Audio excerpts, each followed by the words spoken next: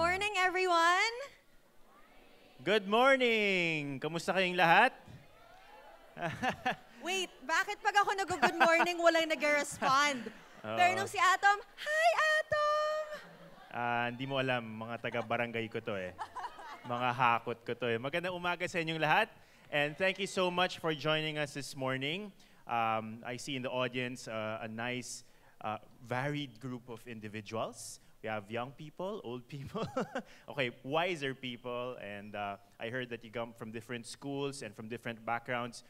We're very honored to be your hosts for this morning. I'm Ato Maraulio.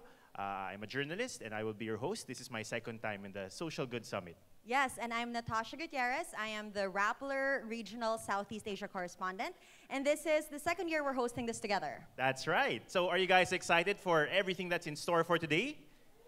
I can't hear you. Are you excited? Very good. Okay, let's talk about the Social Good Summit, Natasha. What is it all about? Well, it's actually day 3, so we've been doing this for 3 days. But today is quite exciting because it's a culmination of the past 2 days. So this is the 6th SGS in the Philippines, and Rappler has been organizing it since 2012. And the Social Good Summit is not just being held here in the Philippines. It's part of something bigger, organized around the United Nations General Assembly. It aims to open up the conversation to a connected generation via #2030Now. That's 2030 now. So what's exciting is we're a part of a bigger global conversation. There's actually over 100 countries that are doing a similar discussion. In fact, Rappler is also having one in Indonesia with their bureau there in the next month. So that's what's exciting. It's not just here, but it's actually a global conversation. That's right. And we know everything about the SGS because it comes at a time where there's emerging technology and new media, and this is all influencing our future. So we want to know where we're going and how we can make the world a better place using the emerging trends that are happening right now. Right, then that's why our theme this year is the purpose of innovation, right? We want to know why we're innovating, where we're going, and what are our goals. Okay, so we want you to help us to spread the message and to join the conversation. And you can do that by, first of all, using our official Twitter, Facebook, and Instagram hashtag, which is #2030now. That's 2030now. Okay, so globally, the 2017 Social Good Summit puts the future in focus. So again, where are we? Asan na ba tayo? Where do we want to go? And how do we get there? Walang Filipino translation yung last two. Where are we? Asan na tayo? Where do we want to go? Saan natin gustong pumunta? And how do we get there? Paano tayo pupunta doon? Galing, ang galing ni Citizen Jake. Okay, so this year we want to push back to the center stage the massive and urgent needs that society faces. And we want to focus the spotlight on those left behind. Kasi, syempre, when we progress, we want everybody to come with us. That's right. Okay, we would like to remind everyone para mas ma-amplify ang ating conversation at makaabot sa marami. We can please follow the official accounts of Rappler.com on Facebook and Twitter to get updates about this event. And of course, we would like to thank our partners and sponsors who made all of this possible, starting with the 2017 Social Good Summit, co-organized by Rappler once again and the United Nations Development Program Youth Co-Lab Program. The Co-Lab program aims to empower young people to lead social change in their communities. Yes, and it's also brought to you by the 2030 Youth Force Philippines, United for Healthier Kids, 3M Philippines, the science-based technology company committed to making lives better, easier, and more complete, Globe and Globe Labs, redefining possibilities. We also have SM Aura Premier, our venue for today, the official venue partner of the Social Good Summit, PLDT, the official internet provider of the Social Good Summit, and our minor sponsors, Friedrich Neumann Foundation Philippines, National Economic Development Authority, or NEDA, Department of Interior and Local Government Region 4A, and our food partner, McDonald's. Thank you so much for the support. So now let's recap what happened in the last 2 days. Okay, so we actually had an event called Hack Society, and we hosted 20 teams at the Rappler office. We had over 100 participants, so it was very, very hard for the organizers to choose. But after a lot of thought, we chose 20 teams, and we hosted them in the Rappler office, and they got a mentorship there.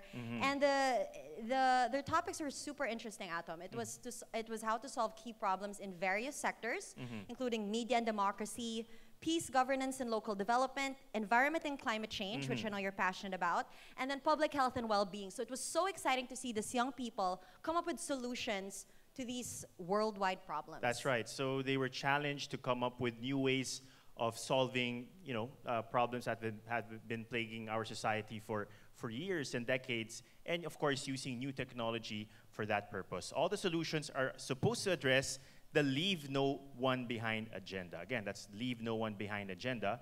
And all 20 teams benefited from feedback and inputs from high-caliber set of mentors representing government, civil society, the UN group of organizations, and the private sector. So ito yung nangyari in the past 2 days, Natasha, because last year, I think, we had a short amount of time for the mentorship. Right. So I think this year, we decided to kind of spread it out over 3 days para talagang mas maging malaman yung kanilang mentorship and they can develop their ideas better.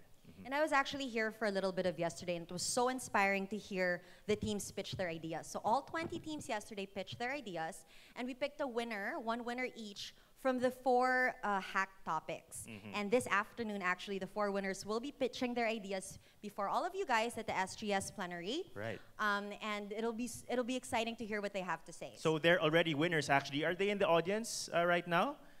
Can you raise your hand, our 4 finalists? Or are they doing last minute? Ayun. We have a couple. Do I see? There you go. Can we give a big round of applause for our 4 finalists?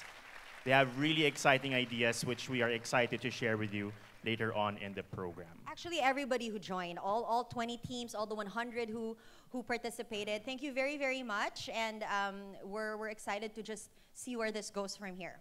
All right. So to get our program rolling, let's now call on a very special person. Special. An amazing individual. He is the executive director of Move.ph, Rappler's civic engagement arm, to give the welcome remarks. Please welcome Mr. Rupert Ambil.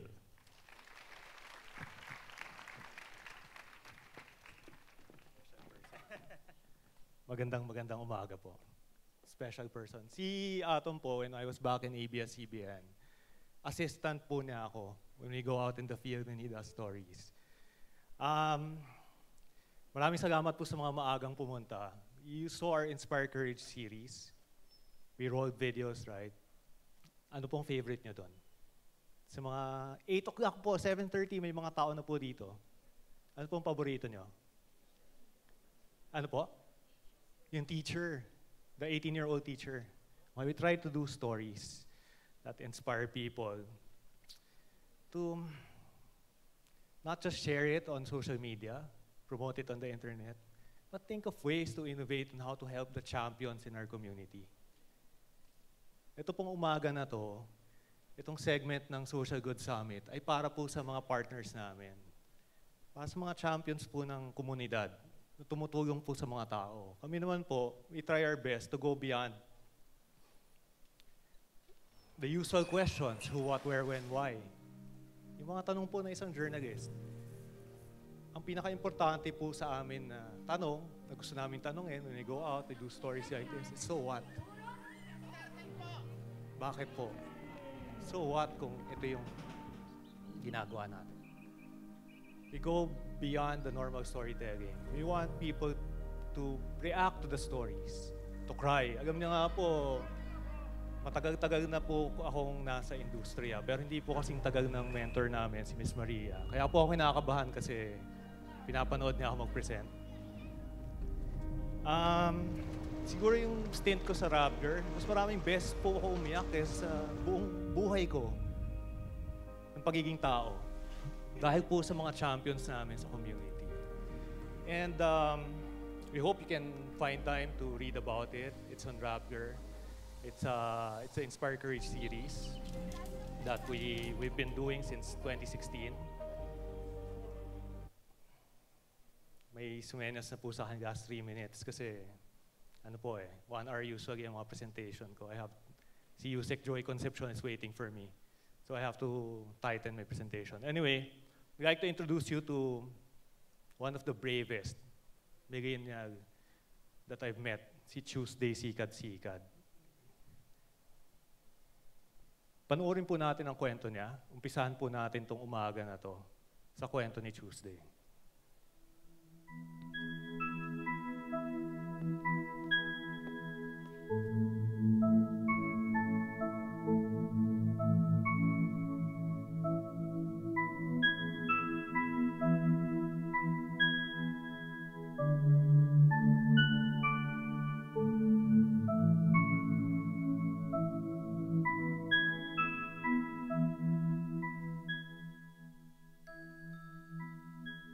since she was still young, she really wanted to go to school. As a matter of fact, we enrolled her in a classroom. She got sick on the first day of her grade 3. She was only 9 years old, where she was in a coma for 4 days.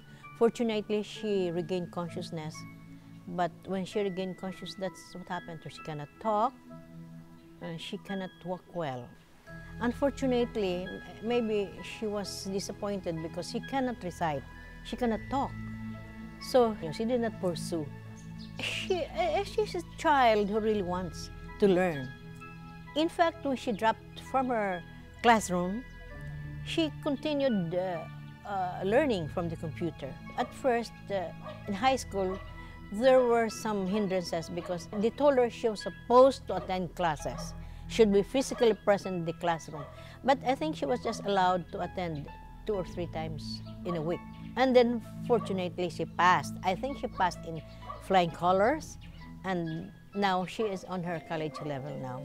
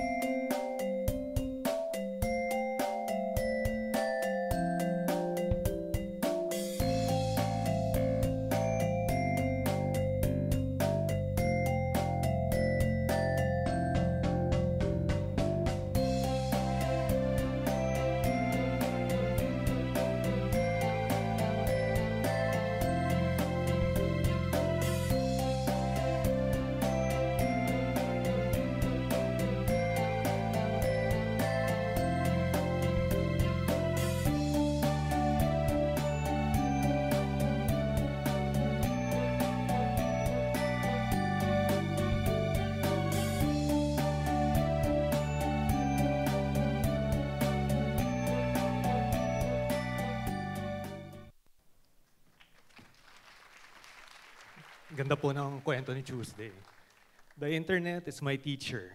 Kahit pong gaano karaming problema nakikita natin sa social media, sa internet, isipin po natin si Tuesday. Kwento po natin ang kwento niya. Maghanap po tayo ng mga champions ng community natin. Ang umaga na natin ngayon, o itong araw na to, ay dapat umpisahan natin sa pag-asa. Maraming salamat po.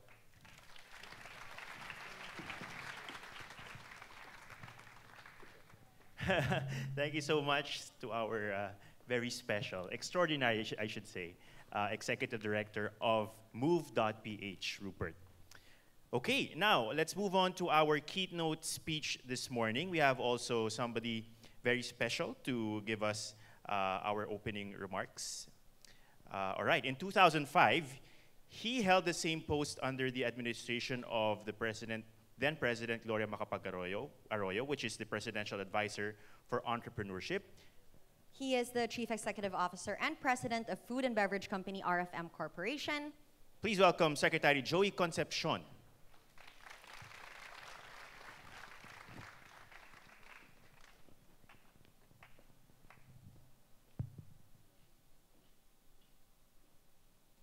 Good morning. You still sound sleepy. Good morning. How many of you are below 35 years old? So Maria, we're the oddball here, and Jopin. It's great to be with people like you. I remember the time when I started at the age of 20 years old, a brick and mortar business. And it was the first cotton candy cart that I did, it was in Fiesta Carnival. I don't think any of you were born yet. And that inspiration really started because, you know, my parents and my grandfather were entrepreneurs, and somehow their success inspired me. And I remember the very first experience of selling that first cotton candy, which was an extra large cotton candy then, and was unique at that point in time. And making your first buck, you know, you feel so happy, accomplished. That was the first time I ever started something on my own. Today, so many years after, I'm not gonna tell you my age, I've done quite a number of things that did very well, and I've done also a number of things that failed. And I always tell many of the young generation is never fear to fail. Because if you fear to fail, you will never be successful. Because you will never attempt to do anything. Many of you, I'm sure, come from good schools. Many of you are hopefully average or above average students. But that doesn't mean having high grades or being top of your class guarantees you success in life. It definitely helps, but it is not a guarantee. What kind of person you are, the values you have, the traits that hopefully your parents passed on to you growing up, this to me lays the greatest fundamental foundation of people who succeed in life. Never be a pessimist. It's always good to be an optimist, even when faced with the biggest challenges in our life. That is sometimes difficult. In the past, when we had martial law under dictatorship and we moved on to many problems, trying to be an optimist was difficult. But there were many entrepreneurs there then who were optimistic. And you see them today. People like Henry C., John Gokaway, and so many others out there invested even when the times were the most challenging. And in fact, it is when the times that are most challenging that presents the greatest opportunity. There would be no Jollibee, no SM, no, none of this if our economy was so robust many, many, many years ago. Because these multinationals would have come to the Philippines. And definitely many of our local brands would have a difficult time challenging these huge corporations. So that presented so much opportunity. Today, I find myself, aside from running our corporation, which is an ice cream company, a very dominant ice cream company today. And again, that's an example of challenging the largest ice cream company then, way back. One would have been a fool to challenge the largest brand, then Magnolia. I was very young, I was in my 30s, but I was not scared. And together with my brother, I acquired the brand, and I asked him to help build the brand. Then, today, after so much work and effort, it has been the largest ice cream company. What I'm sharing with you is what it needs to become successful. Perseverance, passion, optimism are very important traits. The right mindset. And yes, it is going to be difficult. Nobody said life is easy. Nobody said that graduating with honors guarantees you success. It's not the case. And in fact, if you were to look at many of the successful entrepreneurs in the Philippines, many of them are not even college graduates. It doesn't give you reason not to finish school. But what I'm trying to say is that you have to have the right character to be successful. Surround yourself with the right friends. You cannot surround yourself with people who say, this country is not getting anywhere. And even if it's not getting anywhere, you can do something about it. You can do your own thing, take advantage, identify problems, and in problems, there are always opportunities. In the last 13 years, I started the foundation, the Philippine Center for Entrepreneurship.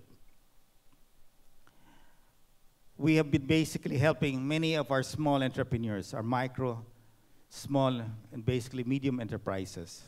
Go Negosyo is the brand we used back then, and today it has consistently been out there focusing on this sector that comprises 99.6% of the Philippine business community. In other words, our small entrepreneurs here in the Philippines is the largest. It's 99.6.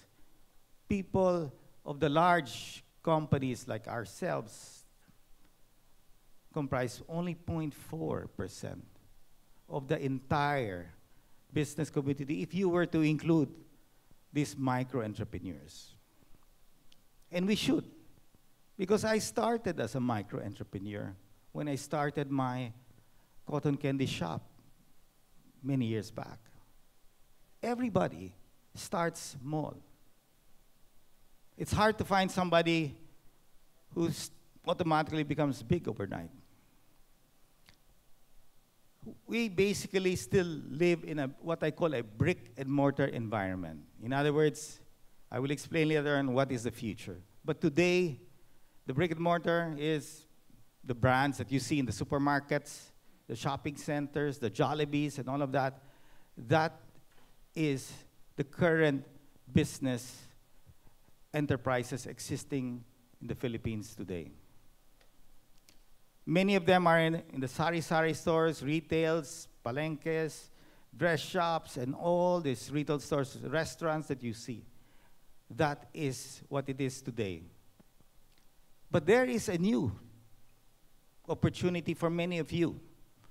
Aside from, being in a restaurant business or whatever your skill is, and you are able to convert it one day to a business, that is the current and will remain for quite some time. But the future for many of you in this room is basically the digital economy that is growing. The tech space, whether it's robotics, AI, whatever, that is your advantage. And especially the digital economy, because you understand it more than we, who are above 50 to the 70, 80-year generation. You and my kids basically are not scared of playing around with gadgets, trying to understand how to operate an app, understanding many of these new technologies that are coming faster than we think it is. And I'm amazed. In fact, if I were younger, it would be really a lot more fun, because I remember the days when having to send a memo to a executive.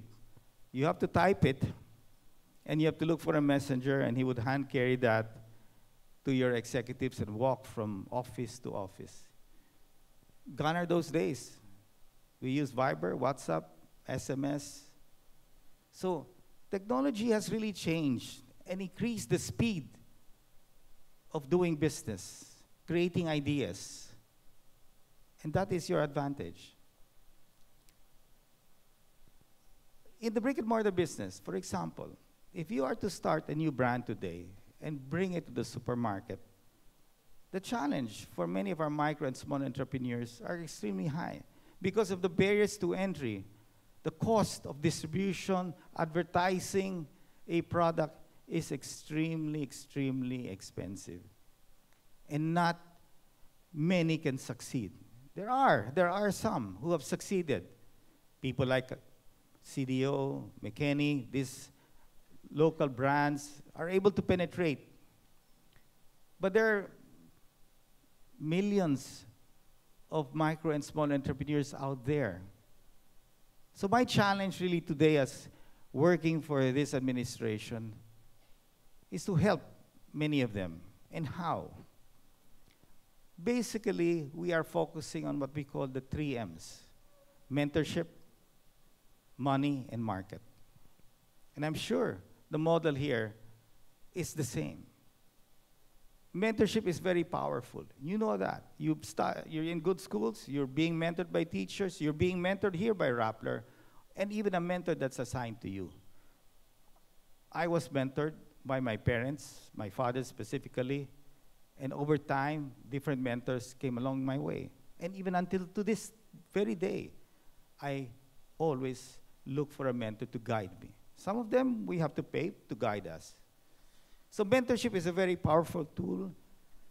And in our foundation in Go Negosyo, together with the Department of Trade and Industry, Department of Agriculture, we are pushing for a massive mentorship program for many of our small entrepreneurs. We have events for the youth that deal with only mindset first, really inspiring them and teaching them the proper mindset. Not only in life, whether you become an entrepreneur or you work for somebody else, it's the same mindset that you need to be successful. And you take inspiration from all of these large founders of these conglomerates that we see today. They have the same values and principles that have brought them to where they are. So that is the power of mentorship. And we are going to do something about it by really helping. And today we have 450 mentors actively helping with the Department of Trade and Industry and the Department of Agriculture. And that will further increase. As we celebrate this year with ASEAN, I'm sure many of you still don't understand what ASEAN is all about. I never did till I was asked to be the chair. But it is, if you don't know, it's composed of 10 countries. No? We're supposed to be helping each other. And we've now created, and will be creating, the largest mentorship pool within the 10 countries. So imagine Thailand, Vietnam, Cambodia, pooling 100.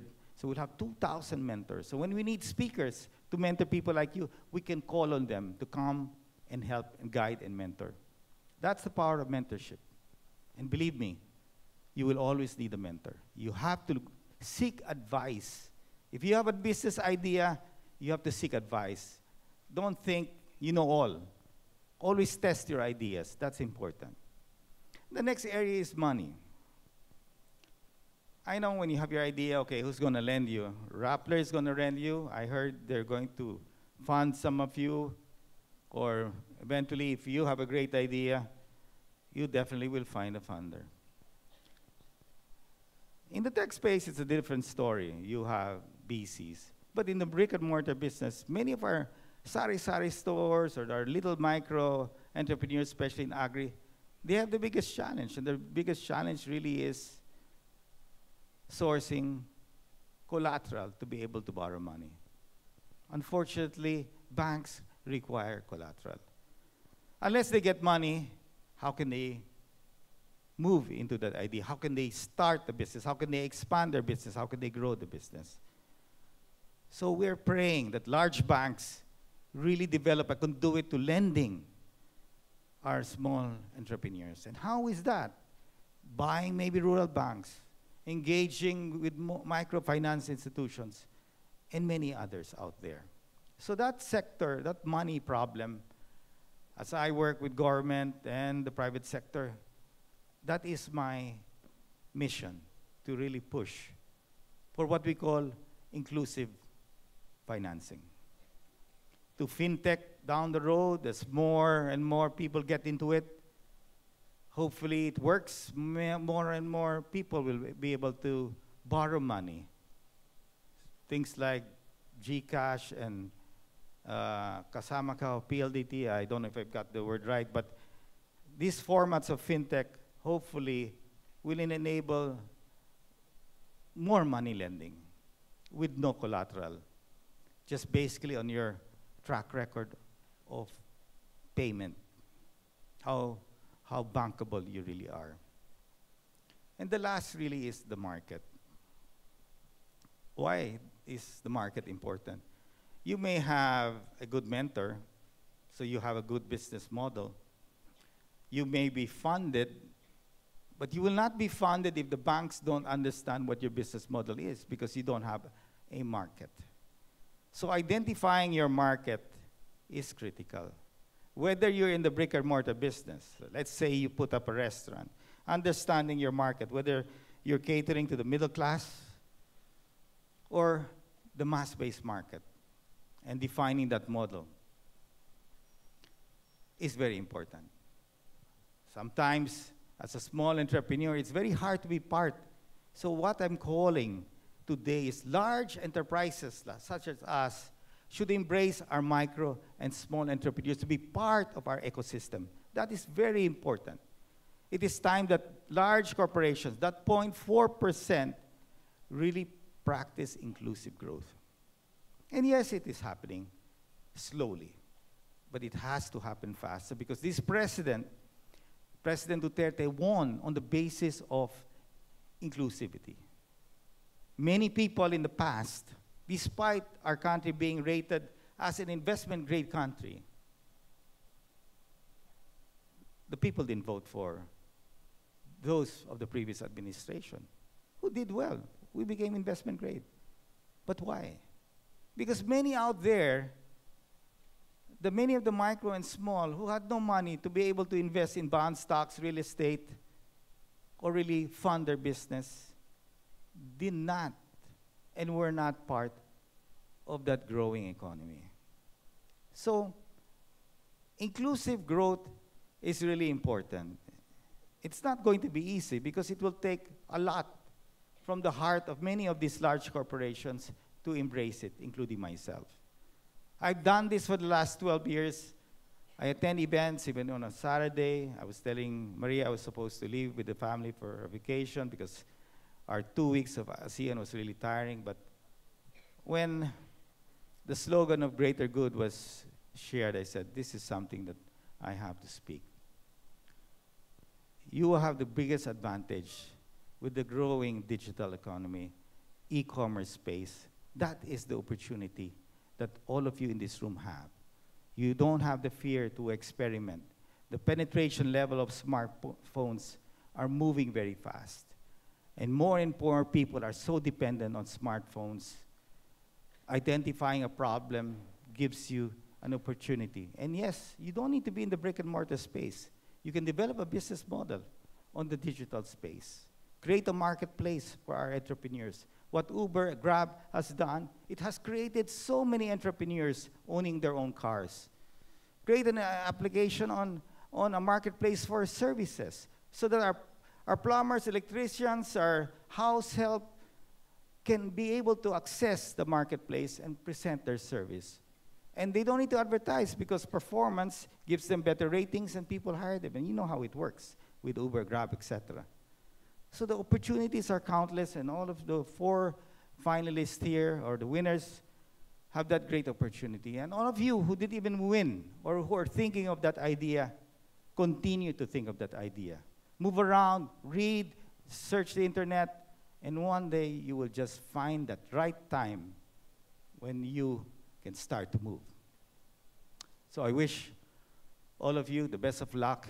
And my promise is that in these 5 years that I'm working with the President as an advisor, I am going to really push for a greater inclusive growth and shared prosperity for all, and no one being left behind. Thank you.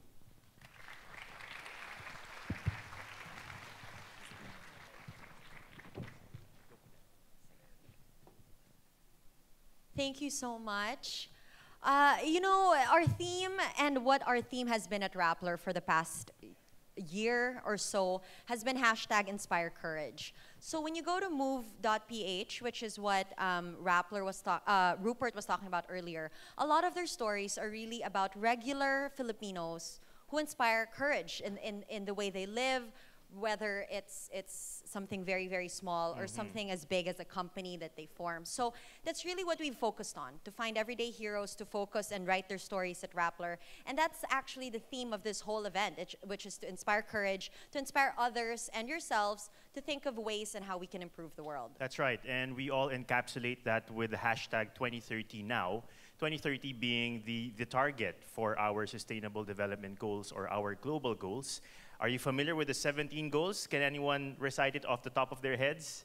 Merong premyo. Selfie with Atom ang prize. But Ayan, they're Googling it now. Suddenly they remember. no Googling, no Googling. It's right there in some people's notebooks. But it's a very exciting time for everyone who has a passion to change the world because, of course, the Sustainable Development Goals are it's a call to action for everyone to do whatever they can to help protect the planet, end poverty, and to ensure that everyone can live in peace and prosperity. And that is what Inspire Courage is all about. And at this stage, we would like to invite our partner groups to talk about their passion projects to help us achieve the United Nations global goals by 2030. I'm very excited to hear what you have to say. We have 8 speakers today. But very quickly, let's also I want to remind everybody to please engage online. Follow at Rappler.com on Facebook and Twitter. And please tweet. So for those who are not here with us, who are not in this room, they can still be part of the conversation. So let's begin our group, our set of speakers with the Regional Director of Operations for World Youth Alliance Asia Pacific. Let's call on Zarina San Jose to talk about an app on women's health. Let's give her a big round of applause.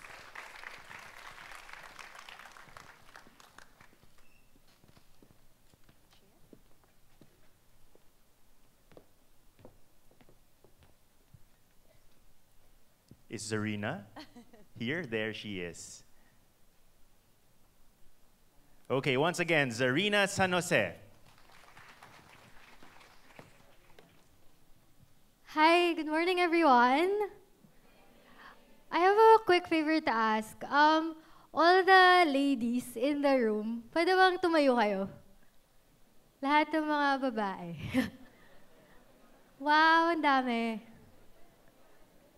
Okay. Wow, I think we have more ladies than gents. Tama ba? Yes. Okay, sige. You may take your seats again.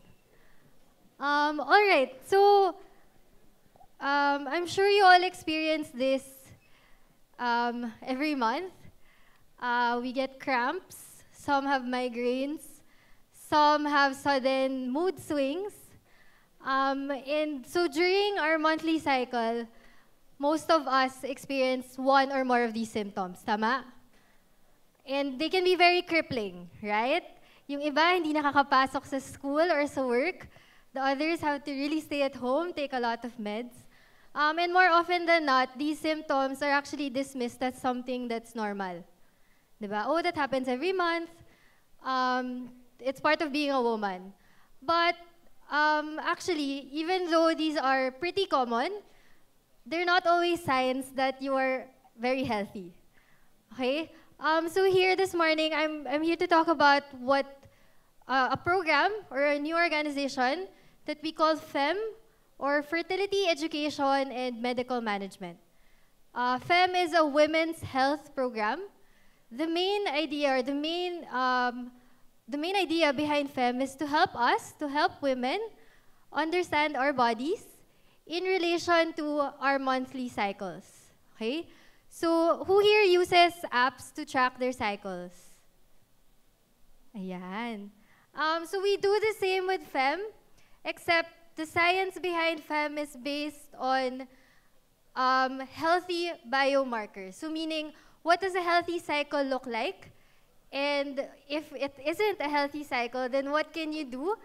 Not just to treat the symptoms itself, but to maybe be able to treat also an underlying problem that you might already be experiencing.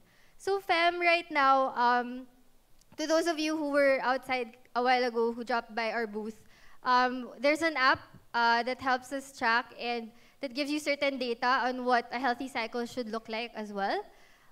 Here in the Philippines, it hasn't been launched yet, but we have trained over 500 individuals, both in the civil society or private sector and even in the medical field, to be able to use the science and knowledge behind FEM. So we're hoping that by 2018, we will be able to formally launch the program here in the Philippines. Of course, because when we talk about the SDGs, it's really a conversation about the person, right? And women are a very important part of that conversation. And all the ideas that we have with FEM is really anchored on the general idea also of another organization or sister organization that we have, which I also formally represent, which is called World Youth Alliance. So in World Youth Alliance, or WYA, as some of you have already known a while ago, our main idea, our main advocacy is really to promote the value of the person. Okay? Each and every one of us here, regardless of whatever circumstance we are in, what level, what age, in World Youth Alliance, we believe that all of us have value. And that this value is something that can never be taken away from you. And that's a very important conversation that we should be having now, especially now, these past weeks with all the issues coming up. And so when we talk about SDGs, achieving, fulfilling certain goals, it's really about a conversation about the person. And it's important that we understand who we are, we understand what we are capable of, and hopefully with that proper understanding, create a better society or create more positive change, which our communities really need today. So that's it. Again, we have a booth outside. If you're interested to learn more, you can get in touch with us. The information is all in your idea book. And also outside if you want to know more. So again, thank you so much. Can I just request to show the quick video thank you. Paying attention to your period, cervical mucus, and other physical and emotional observations can help you understand your body, achieve your reproductive goals, and manage your health. Start charting with the FEM app today.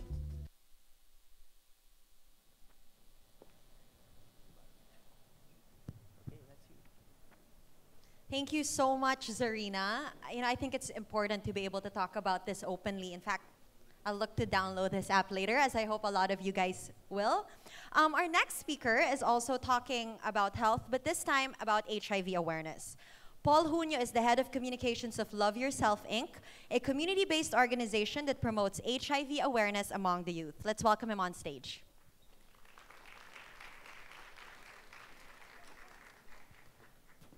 Hello? Hello. So how do you guys inspire courage? You do it when you dare. Can you hear me, guys? Okay. So how do you inspire courage? So when you do it when you dare, when you care, and when you share. I hope before this event ends, you remember this three simple words. So again, good morning. Maliwanag pala dito, no? Good morning. My name is Paul, and I am a volunteer of Love Yourself. And I'm a social media manager by profession. Yes, totoo po siyang trabaho. And I also, on the side, I also lead the communication initiatives of the organization. Just a quick show of hands, also dun sa taas. Hello guys, kaway-kaway. Sa second floor, sorry, sa second floor. Who here knows about my organization before this event or has heard of this event? Can you have a quick show of hands? Taas po, guys. Ayan. Ayan. Medyo konti pa. It's fine. Okay. For those who doesn't know what my organization is, hindi po siya ang Philippine chapter ng Justin Bieber's club. Because we still get a lot of messages on Facebook and Twitter for the lyrics of his famous song. Ayun po. So like what the host today said, we are an advocacy group that promotes HIV awareness. We also have 2 HIV testing clinics in the Philippines. Oh, and sorry, thank you so much, Rapper, for giving us an opportunity to speak to millennials, I guess millennials mostly, about this issue. So there. HIV is a matter of national emergency. And before this day ends, there will be 30 new HIV cases recorded. And most of the new cases will be coming from the age group of the people attending in this room, which is, I guess, 15 to 24 years old.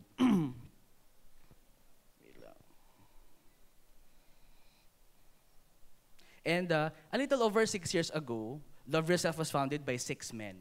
And these men lost friends and loved ones because of HIV. Fast forward 2017, Love Yourself was able to provide life-saving HIV testing services to more than 50,000 Filipinos. And then we were able to help 5,000 Filipinos living with HIV to get access to treatment, health, and care support. So, powered by volunteerism, how did Love Yourself achieve this so much in just a short span of time? I guess it's pretty simple, actually. First is we do not fight stigma head-on, because we acknowledge that stigma is one of the root causes of why people are actually afraid to get tested. We know that stigma is the root cause, is rooted from hate and shame. And what Martin Luther said before, you do not fight hate with hate. Only love can do that. And I guess that speaks not only for my advocacy, but also in general with what's happening in this world today na puro hate na lang, maybe more love, more love, more happy.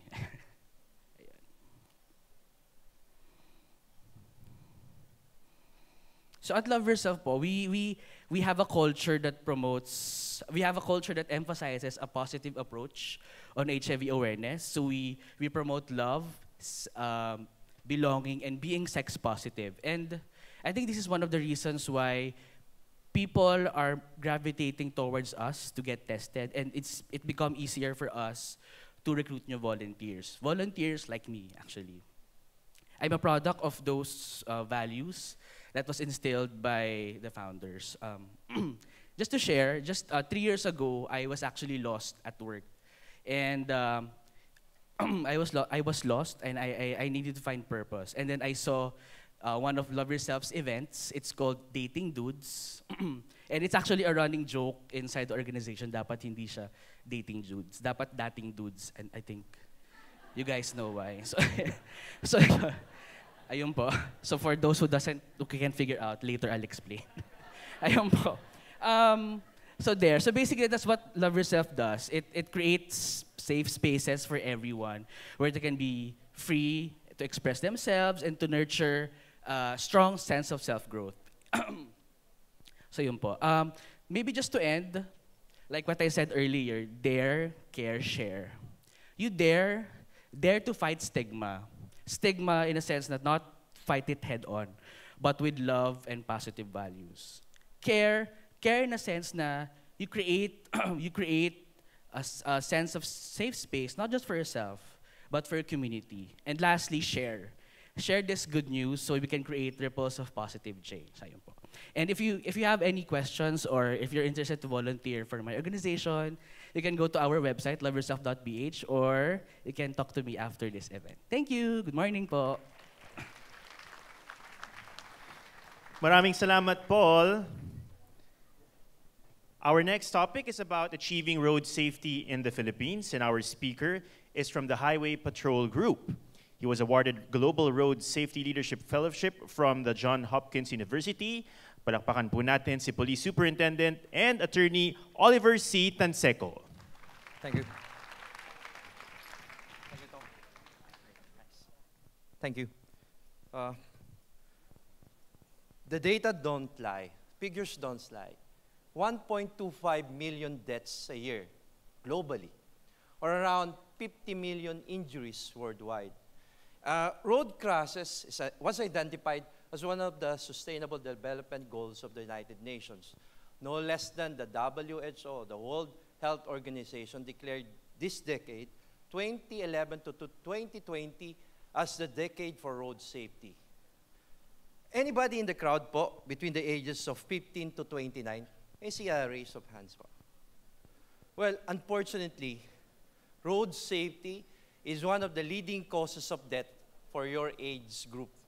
So pasensya na po mas malamang ang ikakamatay pag edad po is 15 to 29 is road crashes or traffic accident. Later on, we'll talk about that. And in our country, being one of the low-income countries po, road crashes is a major concern. It's a world health issue. Now, in our own country, the data from the Philippine Statistics Agency Authority, PSA, the former NSO, pegs the number of road crashes last year, 2016, at around 10,000 deaths. Of course, according to the WHO, it is still underreported because, for one thing, we don't have a national data system. We still don't have a national reporting system for road crashes or road crash incidents. The PNP's data is around 2,500 deaths, 2,100 deaths last year. Then again, the WHO said that this should not only include those that are killed on the site of a road crash incident or those that die on the way to the hospital or declared death on arrival, but this should include all road crashes deaths that occurred from day one, meaning from the time of the road crash incident up to 30 days then on, because of their injuries suffered from the road crash. If we do have the data, complete data of road crashes, believe me, road crash is a major concern, not only for your age group, but for everyone in the country. Accordingly, almost half of all of those deaths and injuries are the vulnerable road users. These are, number one, the motorcycle riders. Anybody in the crowd po, kagaya ko po, are into motorcycle riding? Can I say, buti naman wala. Kasi napakadelikado. We're still not disciplined enough to allow motorcycle riders access to free road. Second, bicycle. Sino po yung kagaya ko that do triathlon? Bike po, bike. Just like to. Very good, no? Bike yan. That's a good thing. Healthy ka na. Unfortunately, wag muna. At delikado pang ating roads. And, of course, sino ba ang hindi sa atin pedestrian? All of us. Even those who drive fancy SUVs. By the time you park your car, you go to your office, you're a road user. Those are the vulnerable road users. Yan ang mga, unfortunately, those that are the victims of road crashes. Yan po. Have we done enough? The country, is the government doing enough? Well, we did, but not enough. You have to help us. You have to assert your right. Road crashes is a human rights issue. Road safety is a human rights issue. Look at the data. We have plateau a little, we dip a little, but we are not able to reduce it. According to the WHO, the data or their goal is by 2020, that's just 2 years from now, almost 2 years from, or more than 2 years from now, we should have reduced by half the number of deaths, 1.25 by 2020. Now, sorry meron pa ba po sa inyo na traffic accident? Pagka may pulis po nagbabalita, traffic accident po ito, scratch that. Delete nyo na po yan sa inyong data. Wala na pong accident, crashes na. Why?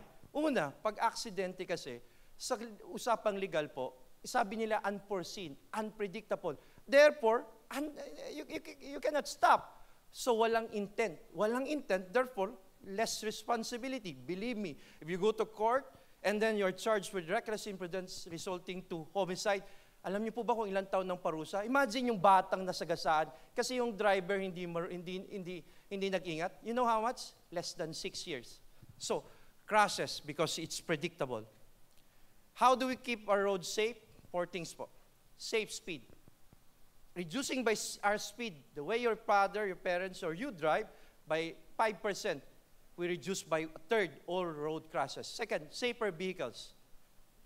Meaning, drive safely, low speed, you use your seatbelt, safe road users, discipline. We must ensure discipline on the road. And safe roads. That's our country, that's a government road. So, that ends my time. Sorry po pero alam ko, pagpasok ng pulis, sabi niyo, uy, pulis na naman. EJK yan. Lalo sa Caloocan. Pero hindi, marami pa pong kagaya namin ang concern sa safety nyo, sa rights nyo po. Let's do it. Thank you po.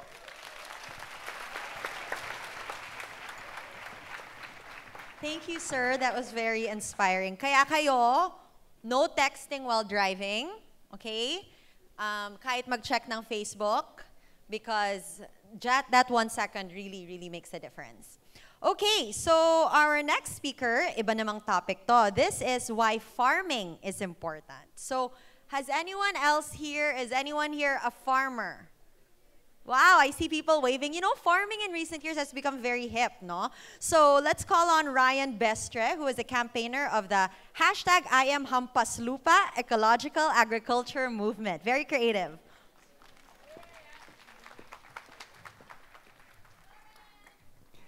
Hi everyone, I'm Ryan and I am Hampas Lupa. What comes into your mind when you hear this word? Maybe Senora Santibáñez, or perhaps it reminds you of Isa kang Hampas Lupa from telenovelas, right? Hampas Lupa has a negative connotation, usually associated to poor people or good-for-nothing individuals. But did you know that Hampas Lupa means paghahampas ng lupa, which is stealing the land, and this is what our farmers do. There's nothing wrong with that. Would you agree? This is what our group is trying to change, the negative perception towards farmers and farming. Hashtag I Am Hampas Lupa Ecological Agriculture Movement is a group of volunteers that would want to elevate the stature of farmers and farming. We promote ecological agriculture, which is a climate-resilient way of farming that doesn't make use of chemical fertilizers and pesticides. And we also advocate mindful consumption. We have a broken food system. According to Greenpeace, there's enough food in the world to feed everyone. But do you know that 1 billion people are hungry? While the other 1 billion, funny enough, are overweight and obese. 30% of world's food is wasted. Why would you do that? In the Philippines, the average age of farmers is 57, because young people like you wouldn't want to go into farming now. Due to climate change, there's more frequent occurrence of typhoons and droughts, which negatively impacts food production. And consumers like you and me are so disconnected to the earth, and we have lost our connection to the food that we eat, that we don't know what it is, how it is made, and where it comes from. I Am Hampas Lupa tries to raise awareness about all these interrelated issues. What do? Of course, we harness the power of social media, so millennial. We make use of different platforms like blogs, picture stories, Facebook Live. Cliche as it may sound, raising awareness is still the first step that could nudge or push people into action. Aside from our social media campaign, we also partner with different organizations like Greenpeace, which actively supports us, and come up with different related events. And right now, we're part of the People's Food Movement, and we'll be filing a comprehensive food policy bill in the Office of the President next week. How can you contribute to the campaign? On an individual level, you can already do something. Start by appreciating your food and be more mindful about the food that you eat. Eat more fruits and vegetables and less meat. Your body will thank you, and the environment too. Please, please, please don't waste food. Try to learn how to grow your own food through urban or container gardening. And if you can, please visit our booth outside and sign the petition that supports the food policy bill that we are pushing for. We have a broken food system, and it's in our hands to fix it. After all, whenever we eat, we contribute to the tilling of the land. Our food choices, our eating behavior controls that food system. Collectively and individually, we are all Hampas Lupa. So let's work together towards a more sustainable food production and food consumption. Mga kapwa hampas lupa, can you do your part? Kaya ba? Thank you and have an awesome day ahead. Thank you, mga hampas lupa. Thank you, Ryan. Now, we will talk about why we ride. Our speaker is the co-founder of Bike Scouts Philippines, a group of volunteer bicycle messengers who respond to isolated areas in the aftermath of a disaster. Please welcome Miles Delfin.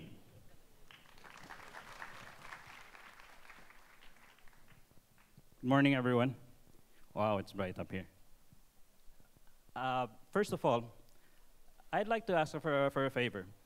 I'd like to find out if there are people here in the audience who ride bikes or are interested in riding bikes or have ever in any way been on a bike before. Wow, that's a lot of people.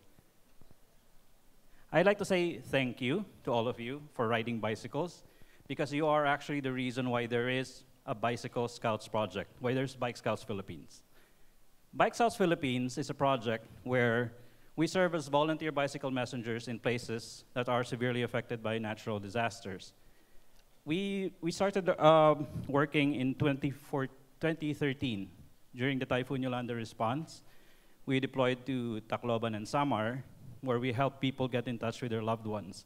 There were a lot of people who were stuck in evacuation centers, in temporary and makeshift evacuation sites all over Leyte and Samar, and they had no way of getting in touch with their loved ones or their friends. But more than the volunteer work that we do in response to typhoons, we actually do a lot of community work to promote what we call community-based disaster preparedness and response. What we do, basically, is we go to the communities and we teach them how to become Bike Scouts, to do what we do, basically. So the idea behind our community-based disaster preparedness and response is not very complicated. What we do, because anywhere in the Philippines that you go, you'll see people riding bikes, right? Okay, thank you. Okay, so you see everybody in the Philippines riding bikes, all kinds of people from all walks of life. So the skill is already there, the interest is already there. It's just a matter of showing everyone how they can actually use bicycles as a means to help their own communities wherever they are. In addition to bicycles, we also show them how to use what we call portable life-saving technology, like, for example, solar panels. Even your mobile phone is a portable life-saving technology. So we do that. Bicycles plus portable life-saving technology. Aside from all of those things, when it comes to community projects, what we do specifically is, number one, every year we ride 1,000 kilometers from Manila to Tacloban and Samar. It's a very long way. And the people who participate in this they're not all athletes. We're not all athletes. We're not, not all of us are very competitive when it comes to cycling, but we can ride well enough. So it takes us around, the first time we did it, it took us 7 days, and then the second time it took us 10 days. This year we're going to do it, I guess, in the same amount of time. The purpose for this is to promote the use of bicycles in communities along the way. Because if you look at Maharlika Highway, the communities along the highway are actually the most vulnerable to a lot of typhoons and natural disasters. And so we stop along the way in communities, in schools, and we show kids, especially, and their teachers, how to become Bike Scouts. The other thing that we do is every Christmas, because the Philippines, it's not a religious project, it's not about religion, but the Philippines is a majority Catholic country, so every December 24th, there are a lot of people who go out and shop, they buy gifts and food and everything for their family. And the thing that we neglect is that there are a lot of Filipinos who are living in the streets. They don't have a lot. And of course, if you get to talk to them personally, if you see them, if you approach them, you'll find that actually they do feel neglected. And so every December 24th, Bicycle Scouts volunteers ride out, and we deliver gifts of food, clothes, and toys to the homeless. This year, we're starting a new project. We call it Hero School. We're going to the schools to teach kids how to start young in becoming Bike Scouts volunteers for their own communities. Yeah, so that's what we do so far. The thing that I'm most proud about Bike Scouts Philippines is that all of these things that we've been doing for the past 4 years, we did without money. We have no investors, we have no formal funding. Everything comes from our own pockets. And the thing that I'd like to point out is that Bike Scouts is proof that if you show people the value of doing good, they will actually participate. They will step up. And that's why I was so thankful that a lot of you ride bicycles, because I know that the Bike Scouts has a future. I know that this idea, it really works. And also I'd like to say thank you actually to Move PH and Rappler, because yes, we don't have any money, but through Move PH, we have an avenue to be heard. And because of that, we're here. When I was invited to speak at this event, I was asked to talk about why we ride. And I think I found the answer to that question 4 years ago in Tanawan, in a community that was completely wiped out by 14-foot, actually several 14-foot storm surge waves. There was nothing left. In that community, there was this one man who was looking for the remainder of his house, and of course he couldn't find it because there was nothing there. And then he was staying in a makeshift evacuation site. He had no way to get in touch with anyone. He had no money, no cell phone. He only had the clothes on his back. That was it. He literally lost hope. And when we approached him, he asked for just one favor. He didn't ask for any money. He didn't ask for anything, food, water, nothing. He just asked for a favor, for the Bike Scouts to deliver a message to his family in Manila. And his message was very simple. It's in Tagalog, so I'll tell you about it in Tagalog first. He said, Tol, sorry, that's what he said. Tol, I think it means brother or sister or siblings. He said, Tol, wag na kayo mag-alala, ligtas ako. That was his message. What he said in English is that, brothers or sisters, don't worry anymore, I'm safe. So we called up his family, and when they heard that he was safe, they broke down. They completely forgot that I was on the phone with them. And for me, that is the answer to the question why I ride. Thank you very much.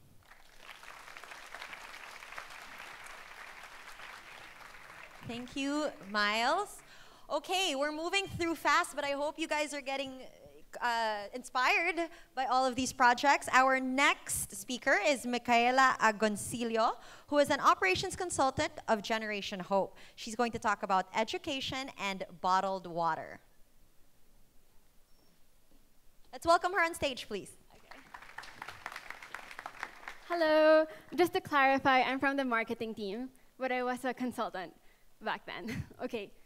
So is everyone here familiar with Hope? We're the business behind Hope in a Bottle. Yes? Okay. So for those who said no, that must mean I'm not doing my job because I'm in marketing. Don't tell my boss. Okay. So for those of you who aren't so familiar, I'll explain in a little while. First, since the previous speakers have asked for favors, I want to ask for a favor as well. I want to conduct a little experiment. It's not my own. I credit it to a psychologist named Slavic. So it's super simple. I want you all to picture an amount of money equivalent to 100 pesos, okay? So that could be one 100 peso bill. That can be two 50 peso bills, 5 20 peso bills. Is my math right? And so on, okay? So can we get a show of hands? Don't think about it too hard. I just need honest answers. Who here visualized one 100 peso bill?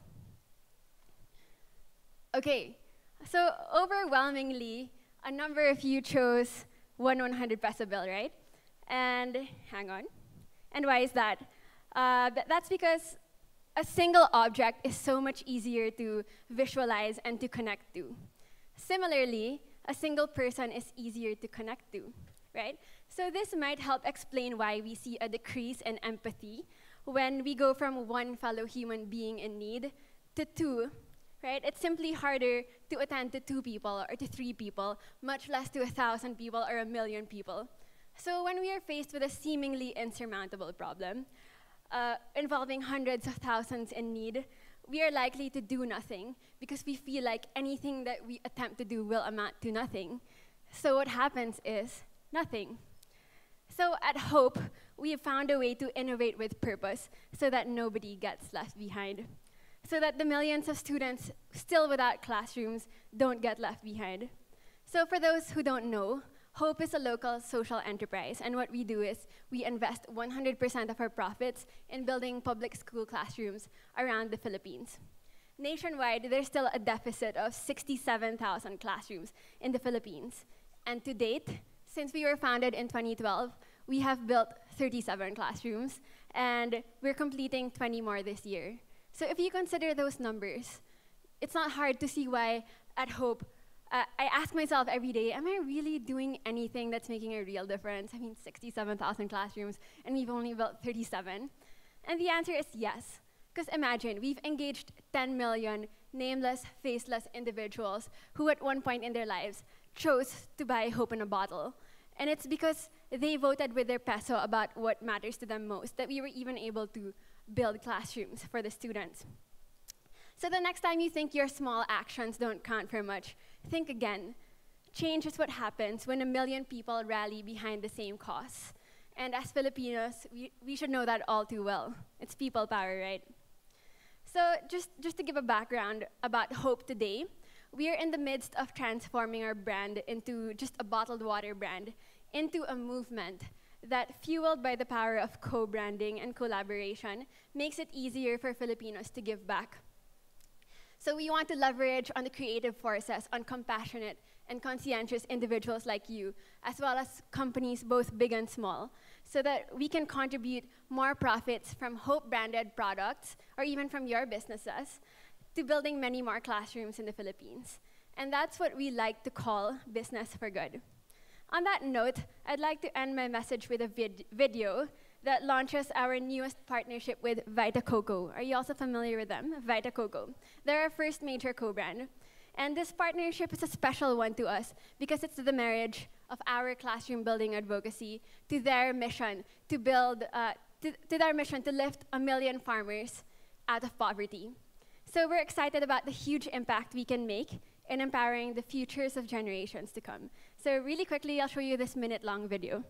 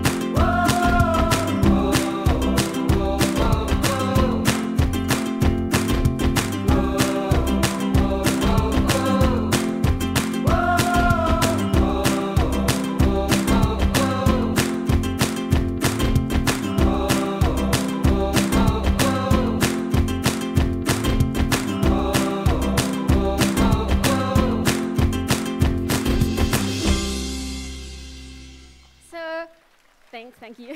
Okay, so remember, the next time a problem seems too big to overcome or numbers too huge to even address, fight against the false feeling of helplessness and instead turn to people power, because that's what we're all about, right? There is hope. Thank you. Thank you, Michaela from Generation Hope. Before we continue, I'd like to make an announcement. For those cars that are parked in basement 1, these are, sorry, I have to announce your plate numbers, VF8554, VB6918, and ZDM309. Your cars are blocking the car lift entrance. Shame. Kidding. VF8554, VB6918, ZDM309. So just please move your cars so the car lift entrance can be free. Okay. Moving on, our next talk is about an advocacy to solve hunger and malnutrition. Our speaker is a senior account manager at Ogilvy and Mather Philippines, part of the team working on the communications campaign for the United for Healthier Kids program. Please welcome Eunice Braga.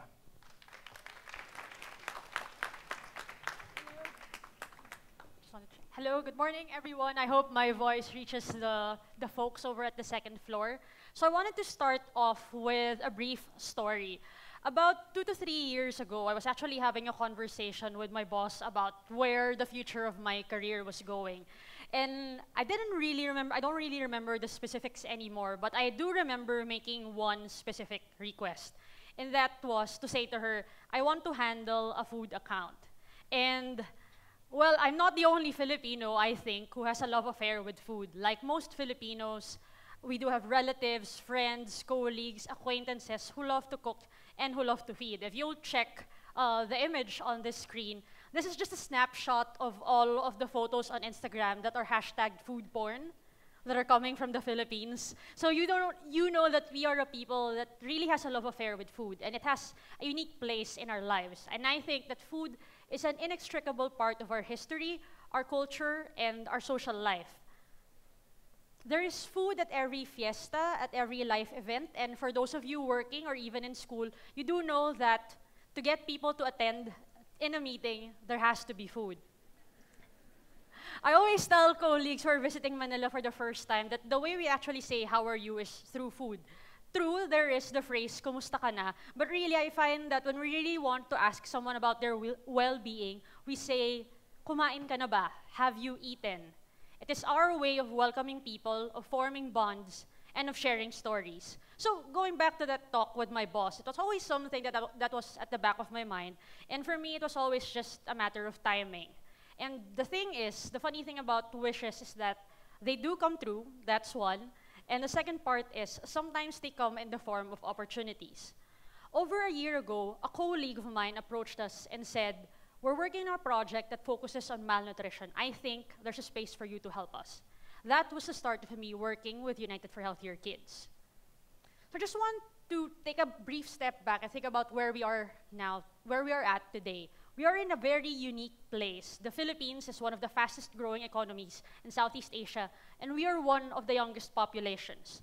To a lot of economists and political observers, we are a country that's about to take off, and our food scene actually reflects a lot of that. Our local cuisine and ingredients are getting recognized by chefs and leading food magazines. Our own local chefs are actually being recognized internationally. And our local food movements are becoming more active than ever. Simply put, our food scene has never been more vibrant.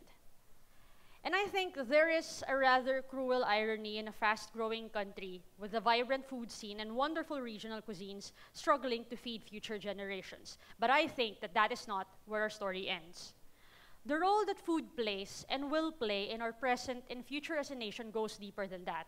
Since adopting the Millennium Development Goals, and now the Sustainable Development Goals, our future is closely linked to our ability to provide nutritious food and safe drinking water for everyone. We have to face the facts.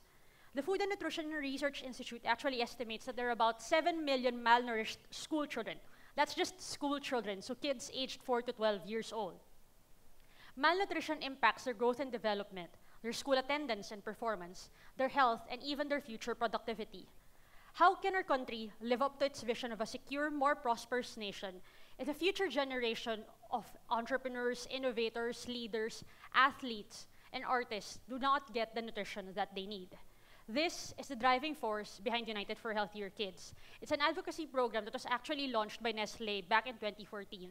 In countries such as Thailand, Mexico, and Pakistan, a lot of the focus is really helping kids build healthier habits. So whether that's through eating balanced meals, getting enough exercise, or drinking enough water. And in the Philippines, the program actually started similarly. We were teaching parents how to cook meals that were adhering to FNRI's Pinggang Pinoy guidelines while sticking to a certain budget. Today, United for Healthier Kids aims to help more people become aware of the fact that malnutrition remains a problem in the country and encourage people to help organizations that are already working on nutrition-related projects. United for Healthier Kids has brought together 8 NGOs that are working on nutrition and water-related projects for school-aged children. These NGOs focus on 4 key areas: access to food, nutrition education, nutrition and disaster, and water sanitation and hygiene. Our goal is simple. We want to give every Filipino multiple opportunities to connect with an organization working on nutrition-related projects and get you to adopt and invest in their communities. How do we plan to do this? A lot of this is really tapping into our roots, going back to our roots, and tapping into the social connection that we have with food, preparing it, sharing it, and enjoying it. and tapping into another key facet of our culture, which is bayanihan. If you think about it, our relationship with food is actually similar to bayanihan. It's a way for us to share ourselves. It's a way for us to connect with people. It's a way for us to build communities. The only thing that has changed are the ways and opportunities that we do have to help, to contribute, to share. But the culture of selfless, dedicated giving remains. This is what we really want to inspire in people through the program and through a lot of work that we're doing now in social media. And I know after all of the speakers here, some of you might be thinking, isn't social media old news? But actually what we found is that it's a good place to share and retain information. In fact, according to Facebook, it only takes you 0.25 seconds or 1/4 of a second to retain something that you saw on your mobile news feed. So what we hope to do through United for Healthier Kids is that in that 1/4 of a second, you see the stories that we share, the organizations that we work with, and the people and communities that these projects help, and you think to yourself, I want to help lift someone up today. And that can be doing something as simple as making sure that a child has access to nutritious food and safe drinking water. Now, you may be thinking, how can we help? How do we know if these organizations are legitimate? Is there a project in our community? Is this really something that could help someone in the long term? I will tell you how to address those first few questions, but I really wanted to tackle the last one first. When you do support United for Healthier Kids, you will be joining a group of people whose stories I'm really just all too happy to share with you today. There's Kuya Juan from Project Pearls and Ate Alpha and Tita Concept of Reach Out and Feed Philippines, who have been planning menus and preparing meals for school children day in and day out. There's Benji and Tina Bustos. They're a couple I met a couple of months back who were working abroad, and upon their return to the Philippines, their first thought was the outreach program that they once organized in Samal Island. They then approached their friends at Reach Out and Feed Philippines to ask them, how can we bring this program over to Samal Island? They've actually had a feeding program running in the area since March, and they've been working with kids whose parents were relocated from coastal areas. When I asked them what it was that they needed, they said, we need weighing scales. They wanted to show the families, the school, the communities, that the program that they bought into, this feeding program, actually would help their kids in the long run. There's also Carlo, who you might see in that photo up there with the Waves for Water bucket. He learned of a water filter that can serve 100 people for 5 years and actually filters out certain bacteria and protozoa that leads to communicable diseases. And then he was inspired to bring over the Waves for Water Philippines, the Waves for Water project to the Philippines. And they've been able to take their filters to as far as Batanes and the Calayan Islands. So this is actually just the tip of the iceberg for United for Healthier Kids, and I really hope to be able to share more of these stories with all of you for the months to come. Their programs have helped alleviate hunger, helped children stay in school, and helped school children ward off communicable diseases. And experts will tell you that when you do those things, you actually help set a child up for a better future. To date, we've received over 2,000 volunteer signups and have raised funds for our contributing NGOs projects. One of our NGOs, Children's Mission Philippines, was actually previously reliant on donations that were coming from outside the country. And this year, I'm happy to share with everyone that they're now receiving donations from within the Philippines. I can't tell you how heartwarming it has been, not just for us, but for our friends, to get inquiries from individuals, schools, companies, motorcycle clubs, and my favorite one to date was actually a K-pop fan group who contacted us to ask how they could do a feeding program or how they can participate in the campaign. And we want everyone here to really be a part of this community. When you volunteer for an NGO, when you donate to give a child a meal, when you invest in a water filter or in wash facilities for a school, when you bring together your friends, your family, your office mates to launch a feeding site, you're not just giving a child food and water. You're extending compassion. You're reaffirming someone's dignity. You're reminding them that in a world where so many people spend so much of their time scrolling and tapping and typing, that someone has looked up, that they are heard, that they are seen, and that they do deserve a full plate of good food and a full glass of clean water. When it all boils down to it, when you think about it, this is really no different from sharing merienda with your friends or handing a plate of party food to neighbors down the street.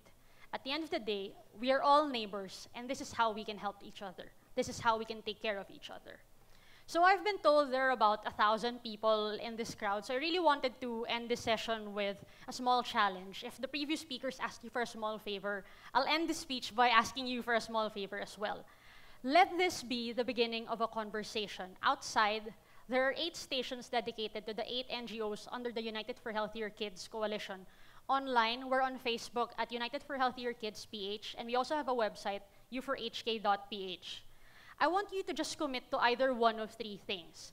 First, it's really to talk about malnutrition and really highlight this issue and talk about what these NGOs are doing now. Second, it's to volunteer for one of these NGOs.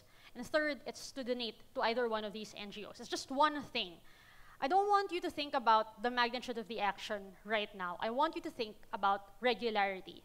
I want you to think about how you can make this a habit, whether it's setting an alarm during payday, and it is payday right now for, for the folks here who are working, so there's a wonderful opportunity for you. It's signing up to volunteer and setting multiple reminders on your calendar or on your mobile phone, or marking a special occasion such as a birthday, an anniversary, a graduation, or a promotion as an opportunity for you to volunteer or donate. I want you to really think about how you can begin. One action that you commit to today and repeat over days, weeks, months, and years will really impact a life. So we do hope that you can join us at United for Healthier Kids and be a part of our advocacy to help more school children combat malnutrition. Thank you, everyone, and good morning. Thank you, Eunice. Okay, and our final speaker this morning is Father Flavie Villanueva. He founded Arnold Jansen's Kalinga Center, or helped, grow the Kalinga Center, which means Kain Ligo Ayos, a holistic shelter for the homeless. So let's please come up on stage, Father. Hello, sound check. Good morning. Good morning. Good. I'll share to you 4 stories. Short one, promise. First story is a boy. By the way, I'm Flavie Villanueva. I'm with the Society of Divine Word, the SVD. I've been a priest for more than 10 years. I was assigned in East Timor. And then I entered late. I was in the corporate, just like most of you. And afterwards, I was trying to seek for meaning. Unfortunately, I didn't find it in the corporate. It's a story of a boy who began a very wild life in a tender age. At grade 6, he started smoking. Summer of grade 6, he started taking marijuana. No? Who among you did marijuana? Walang tokhang dito. Wala. Sana. No? Sana. And then he graduated and elevated to doing tabs. And then Shabu was not yet in back in the 80s, so only in the later 80s. So he was also indulging into Shabu. Same thing, he was trying to live a double life of being a good son, churchgoer, an athlete, a mountaineer. But then again, the call for and seeking for a better high seemed to be far more important. But he finished college. But unfortunately, the corporate made him more liking methamphetamine more than any other drugs. He found himself in rock bottom and asked that question, what is the meaning of my life? He asked that question, what is the meaning of my life? Is it party? Is it giving a little? Or there's something more? The second story is about the Arnold Jansen Kalinga Center, which we started back in 2015. At the opening date of, and Cardinal Tagle was there was a boy. I've shared this story at one time in the 7 Last Words. I don't know if you followed it. There's a boy at the door at around 2:30. We started the event at 8. At 2:30, he was still there, half naked. I was about to eat. I haven't had breakfast. And before I could take my first munch on the food, I saw him again there. So I left my plate, approached him, and asked, what is your name? He looked at me. the way you're looking at me now. Stunned and perplexed. But I felt something deeper. Ito yung tingin na parang tagos. Ito yung tingin na may takot. Ito yung may tingin na, sino tong mamang to na nagtatanong ng pangalan ko? So I thought that I would have a difficult time, so I tried to befriend him until he gave me his name. My name, pangalan ko po ay Binbin. So I asked him, Binbin, nandito ka sa center na ang pangalan ay Kain, Ligo ng Ayos. When I started the center, I believe that more than the food, I wanted something better. And that is hygiene. So, well, if you don't have any showers back in your homes, you're free to come to Kalinga. We have 3 showers for male, 3 showers for female, 6 cubicles in all. Binbin comes and said, gusto mo maligo? But his stare was still the same. So I asked my volunteers, who was also as tired as I was, sino gusto mo paligo kay Binbin? Their look was, again, the same as yours. They were shocked. So I got him, took him by the hand, and gave him the bath myself. And then, what shocked me was that he did it so swiftly and went out. Sabi ko, teka, di pa tapos. I saw his feet untouched. So I went and knelt down and scrubbed his feet. And tears slowly was falling in my eyes. Bakit may ganito? Bakit may ganito? And then he dressed up once again and immediately went to the mirror. When you come to Kalinga, there will be 2 mirrors. Before you get your clothes, and after getting the clothes, you go to a mirror. That is the 4th station that says grooming and affirmation. And on that moment, I saw Binbin, who was frowning, scared, but this time facing the mirror with a smile. My dear friends, that boy who started doing drugs in grade 6 is here in front of you, telling you that there is hope. Whatever your addiction is, whatever cross that you're carrying, whatever that bothers you, there is hope. But once you have embraced that hope, once you've been embraced as well by that hope, be a hope to the poorest of the poor. There are so many around you. So if you're going to help, try to see who is the most hopeless around me, and be that hope that that person needs.